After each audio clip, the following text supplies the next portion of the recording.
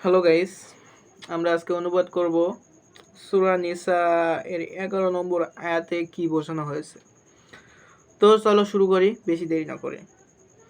আল্লাহ তাআলা তোমাদের সন্তুষ্টির অধিকারী সম্পর্কে আদেশ দিয়েছেন, এক পুত্রের অংশ দুই কন্যার অংশের সমান, কিন্তু যদি কন্যা সন্তানেই দুইয়ের অধিক থাকে তবে তাদের জন্য পরিত্যক্ত সম্পত্তির 2/3 অংশ। আর যদি যদি একই কন্যায় থাকে তবে সে লাভ করবে পরিত্যক্ত সম্পত্তির অর্ধেক। যদি মৃত ব্যক্তির কোনো সন্তান থাকে তবে তার পিতামাতার মধ্যে প্রত্যেকজন মূল সম্পত্তির ষষ্ঠাংশ রয়েছে। আর যদি কোনো সন্তান না থাকে তবে পিতামাতাই হয় তার ওয়ারিশ।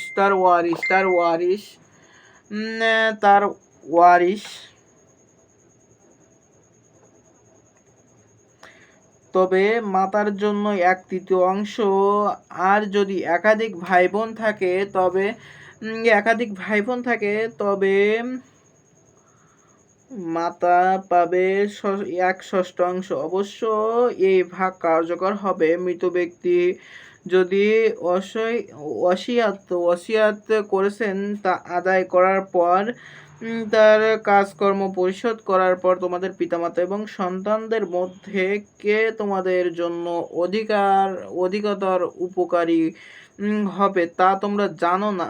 এটি আল্লাহর বিধান। নিশ্চয়ই আল্লাহ তাআলা সর্বজ্ঞানী এবং মহাকৌশলী। সমাপনী মহান আল্লাহ আলোচ্য আয়াতে মৃত ব্যক্তির রেখে যাওয়া সম্পত্তির অংশীদার এবং তাদের নির্ধারিত অংশের বিস্তারিত বর্ণনা সংবিধান পেশ করে এক মহা সংকট থেকে মানুষকে উত্তরণের পথ প্রদর্শন করেছেন। শানে নুজুল, এই আয়াতটির শানে নুজুল হযরত জাবের ইবনে আব্দুল্লাহ রাদিয়াল্লাহু হতে বর্ণিত। বানি সালমা নামক মহল্লায় মহানবী সাল্লাল্লাহু আলাইহি ওয়াসাল্লাম আমাকে অসুস্থ অবস্থায় দেখতে আগমন করেন। আমি তখন বেহুশ অবস্থায় ছিলাম। তিনি ওযু করে আমার ওপর পানির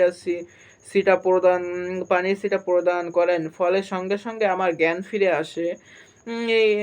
আমি তখন আরজ করলাম, হে রাসূল, আমি কি আমার সম্পদের ওপর কোনো ওসিয়াত করতে পারি? এ সম্পর্কে হুজুরের কি আদেশ? তখন উক্ত আয়াতটি নাজিল হয়। হযরত সাদ ইবনে বারী রাদিয়াল্লাহু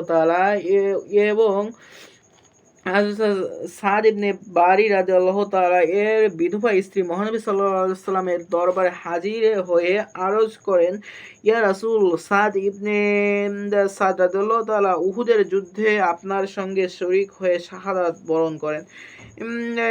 এই দুটি কন্যা তিনি রেখে গেছেন, আর এই কন্যাদের চর্চা তাদের সমস্ত সম্পদ দখল করে নিয়েছে, অথচ অর্থ সামর্থ্য ব্যতীত এদের বিয়ে শাদী দেওয়া সম্ভব না। তখন নবী করিম সাল্লাল্লাহু আলাইহি ওয়াসাল্লাম ইরশাদ করেন, আল্লাহ তাআলা তাদের সম্পর্কে সিদ্ধান্ত ঘোষণা করেন।